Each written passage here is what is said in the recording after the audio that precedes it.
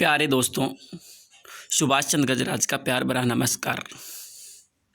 आज हम गोस्वामी तुलसीदास के जीवन परिचय के बारे में जानकारी प्राप्त करेंगे।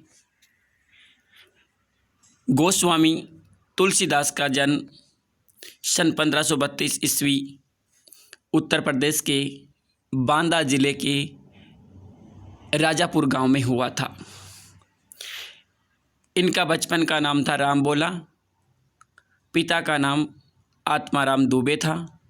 माता का नाम हुलसी देवी था। इनके गुरु का नाम नरहरिदास था। दोस्तों, प्रचलित जनश्रुति के अनुसार कहते हैं शिशु 12 महीने तक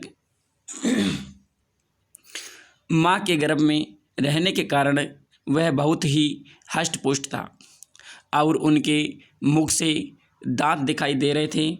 जन्म के साथ ही उसने राम का नाम उच्चारण किया, इसलिए उनका नाम राम बोला पड़ गया। उनके जन्म के दूसरे दिन ही उनकी मां का निधन हो गया। पिता ने किसी और अनिष्ट से बचने के लिए बालक को चुनिया नाम की दासी को सौंप दिया। जब राम बोला 5 वर्ष का हुआ तब चुनिया भी नहीं रही थी, अर्थात चुनिया का भी निधन हो गया था, देहांत हो गया था। अशुभ एवं अभुक्त नक्षत्र में जन्म लेने पर इनके माता पिता ने इनको घर से बाहर निकाल दिया था, जो कि बाद में स्वामी नरहरिदास ने तुलसी को दीक्षा दी और राम भक्ति के संस्कार दिए।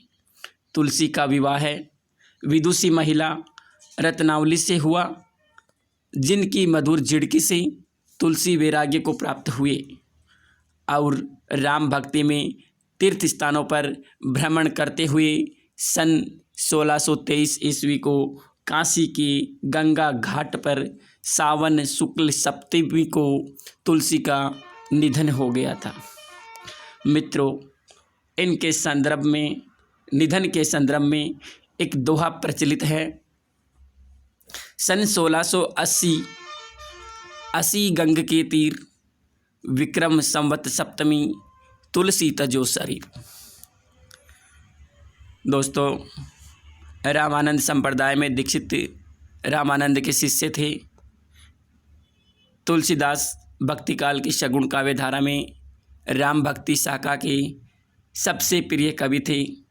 इनकी रचनाएं अवधी व ब्रज भाषा में लिखी हुई है। तुलसीदास जी राम भक्त, कवि तथा समाज सुधारक तीनों रूपों में मान्य हैं। इनकी प्रमुख रचनाएं निम्न प्रकार हैं। रामचरितमानस महाकाव्य भारत के प्रत्येक हिंदू घर में पढ़ा और सुना जाता है। मानवीय मर्यादाओं, नीति, स्नेह, शील, विनय, त्याग जैसे आदर्शों की प्रतिष्ठा इस रामचरितमानस में झलकती है। रामचरितमानस अवधी भाषा में लिखा गया है और इनके 7 कांड हैं। पहला बालकांड, दूसरा अयोध्या कांड, तीसरा अरण्य कांड, चौथा किष्किंधा कांड, 5वां सुंदर कांड, 6ठा लंका कांड और अंतिम उत्तरकांड है। दोस्तों, विद्वानों ने गोस्वामी तुलसीदास द्वारा रचित छोटे बड़े 12 ग्रंथों का प्रमाणिक माना है। इसमें दोहावली, कवितावली, गीतावली, रामचरितमानस, रामज्ञा प्रश्नावली और विनय पत्रिका यह तुलसीदास जी के बड़े ग्रंथ हैं तथा रामलला, नहचू, पार्वती मंगल, जानकी मंगल, बरवे रामायण, वैराग्य संदीपनी, श्री कृष्ण गीतावली यह इनके छोटे छोटे ग्रंथ हैं। तुलसीदास का विनय पत्रिका ब्रज भाषा में लिखा गया काव्य है। कवितावली ब्रज भाषा में रचित काव्य ग्रंथ हैं, जिसमें सवैया और कवित छंद का प्रयोग हुआ है। अन्य सभी रचनाओं में दोहा और चौपाई छंद का प्रयोग हुआ है। कुछ काल राजापुर रहने के बाद में वे पुनः काशी चले गए और वहाँ की जनता को राम कथा सुनाने लगे।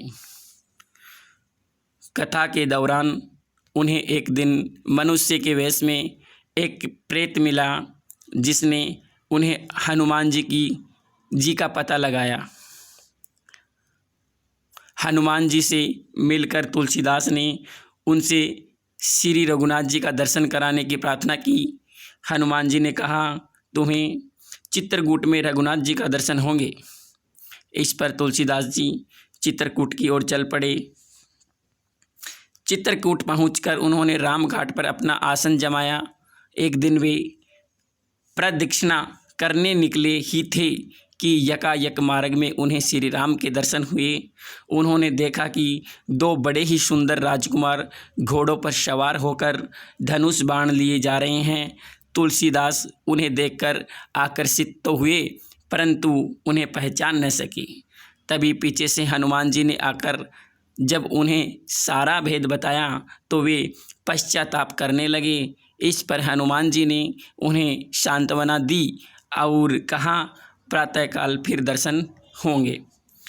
संवत 1607 को मौनी अमावस्या को बुधवार के दिन उनके सामने भगवान श्री राम जी पुनः प्रकट हुए। उन्होंने बालक रूप में आकर तुलसीदास जी से कहा, बाबा हमें चंदन चाहिए, क्या आप हमें चंदन दे सकते हैं? हनुमान जी ने सोचा कहीं वे इस बार भी धोखा न खा जाएं, इसलिए उन्होंने तोते का रूप धारण करके यह दोहा कहा।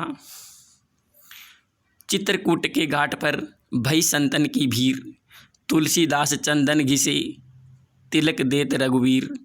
तुलसीदास भगवान श्री राम जी की उस अद्भुत छवि को निहार कर अपने शरीर की शुद्ध बुद्धि भूल गए। अंततोगत्वा भगवान ने स्वयं अपने हाथ से चंदन लेकर अपने तथा तुलसीदास के मस्तक पर लगाया और अंतर्ध्यान हो गए। तो दोस्तों, यह था तुलसीदास जी का जीवन परिचय।